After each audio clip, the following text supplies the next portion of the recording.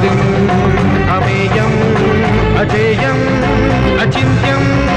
अमोघम् अपूर्वम् अनन्तम् अखण्डम् अनादिम् अमेयम् अजेयम् अचिन्त्यम् अमोघम् अपूर्वम् अनन्तम् अखण्डम् धर्मस्थळ क्षेत्र वरपरं ज्योतिम् धर्मस्थळ क्षेत्र वरपरं ज्योतिम् धर्मस्थळ क्षेत्र वरपरं ज्योतिम्